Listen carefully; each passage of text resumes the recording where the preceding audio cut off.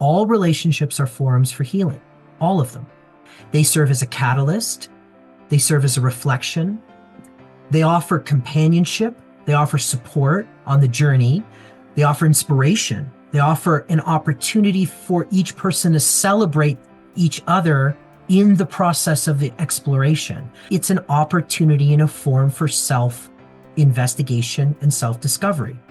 You've chosen this individual as a partner, as a companion, as a reflection, and some of your most intense reflections are probably going to come in your relationship to this individual. You're supporting each other, you're growing together, you're inspired by the other individual, and then you're taking that inspiration and you're learning how to develop that in yourself.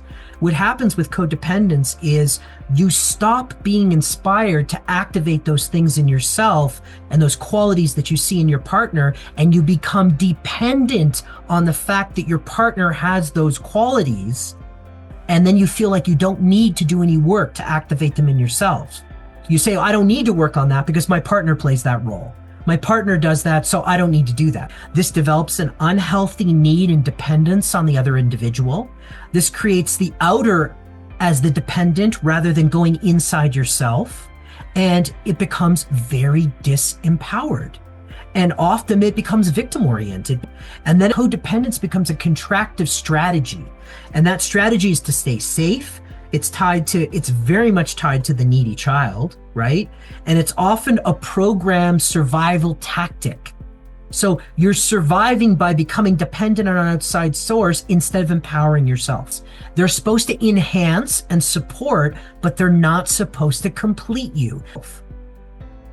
That's the difference. A lot of people put their attention on the other person and they stop focusing on themselves, and it's a distraction.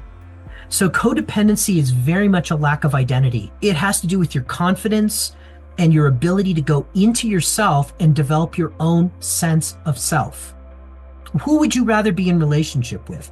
Somebody who is completely dependent on an outside source for their needs to get met and is wrapped all of their attention on their outside partner, or somebody who has self-identity and has a life and experience and an independent way of thinking that is self-aware and self-defined? That's going to be a much more enriching connection when somebody is connecting to themselves.